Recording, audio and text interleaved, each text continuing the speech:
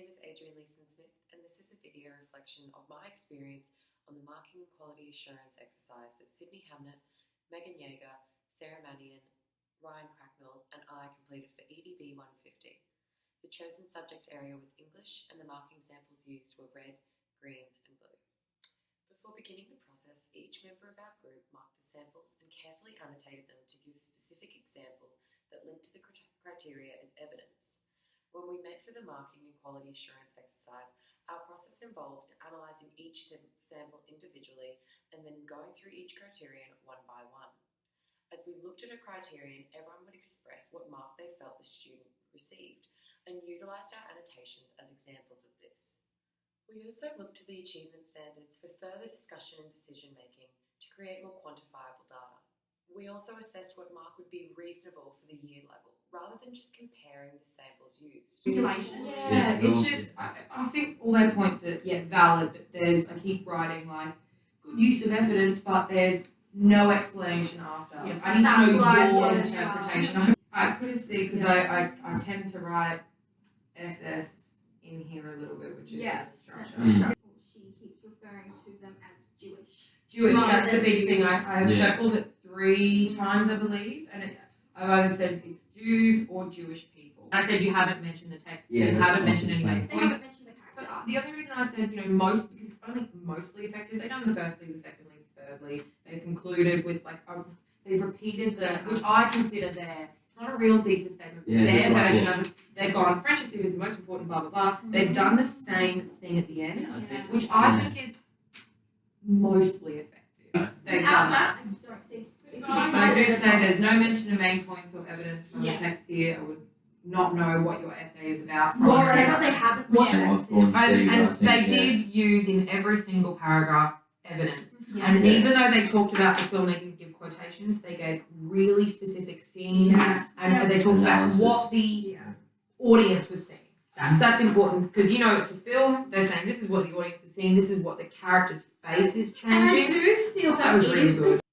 After each criterion was analysed and discussed, we would summarise and give the student their final grade by looking at the final marks after we had completed our quality assurance.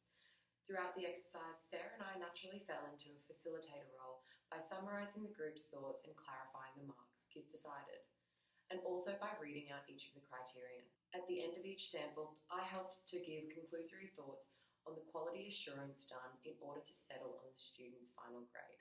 Yeah, I feel like we had a lot of discussion about yes, it's a C, or maybe this is between a C and a B. We only have one about maybe potentially being a G, which we end up saying is a C. So I think it's C+. Yeah, I'm happy with the C+.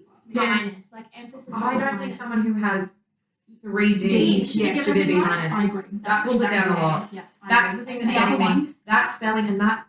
The thing is, they had it on a task sheet in front of them and they didn't capitalise any of them. And this is the one that got the title wrong. Yeah. They don't know the own title of the text. Which isn't to discount them on that. I think C+. I was B minus C+, but looking at how low this bottom bit is, it's still, I would say 30% at least. But they're still in a pass, and it shows that they have strong skills in. And they should look at this and say, oh wow, I've gotten B's in this section. That's fantastic. And they did a really good job there. Okay. Because I wrote as well, you are forgetting almost all your capitals for names and titles. Most of this was on your task sheet to copy. Yes. I'm ready for a C+. Okay, you're ready for a C+. When relating this marking and quality assurance exercise to my professional experience teacher and school's practices, there are many differences from this traditional in-school type of moderation.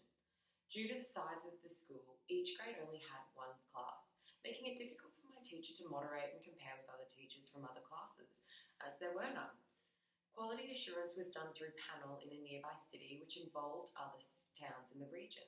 My teacher met there with 2 other teachers in his subject area, which was history and English, and together they assessed the marking done by the student's teacher and the quality assurance made by each other to assess whether the students stayed on their grade they received or if it should be changed. Although there were other teachers at his school that were in the same area as him that he could moderate with, panel allows him to see how he is going and adjust. Due to the school's rural location, it is difficult for him to compare with other schools outside of panel. However, the school has adjusted this practice for next year as they are moving to do moderation within the school and only send subjects with new teachers to panel in order to assure quality of marking. Teachers of similar subject areas will moderate whilst using the QCAA Quality Assurance Marking Tool from August 2018.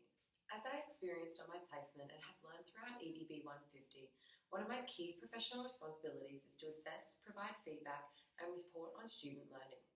It is important, firstly, to establish a clear and consistent expectations of learning and engagement for students to eliminate confusion and set a standard. A teacher must have professional respect, equitable power, and maintain an open-mindedness about new or different perspectives throughout professional communication. On top of this, criteria and standards must also be consistent, and shared understanding must be present in all students so that they are aware of the accessible elements and what constitutes as evidence of this standard. A teacher must also know where to find evidence in student responses to produce marking that is reasonable.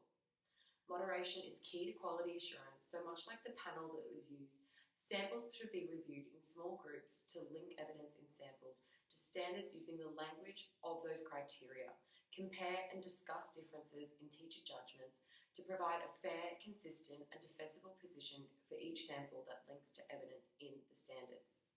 Most importantly, as a new teacher, I will need to reflect on quality assurance outcomes. My supervising teacher said he is more aware of what the result of moderation will be, but it is always beneficial to assess judgments, areas that need improvement, quality of assessment task design, including criteria and standards, and planning for scaffolding processes used to support student learning and engagement. In our reflection at the end of our quality assurance, we discussed how even though we did not know the students personally, let alone their names, we found ourselves advocating for them to receive a higher or even just a passing grade. Consequently, my learning through this practice helped me to develop a specific set of strategies to make consistent, comparable and defensible judgments of student learning. First and foremost, my campaigning for student success has led me to the decision that I need to enforce anonymity when marking assignments and essays to eliminate bias. In addition to this, I would like to confer and moderate with experienced teachers frequently in my first few years of teaching, and still even often in later years to ensure that I am just and fair in my marking. Consequently, I will need to form positive relationships with colleagues in order to safeguard this strategy, much like the staff at my professional experience school shared. I will also utilise resources available to me, such as the QCAA Quality Assurance Marking Tool. As a graduate, I am required to demonstrate understanding of assessment moderation and its application to support consistent and comparable judgments of student learning. To summarise, this exercise and my professional experience has taught me the importance of quality assurance and helped me to begin to understand how to utilise it. Thank you for watching.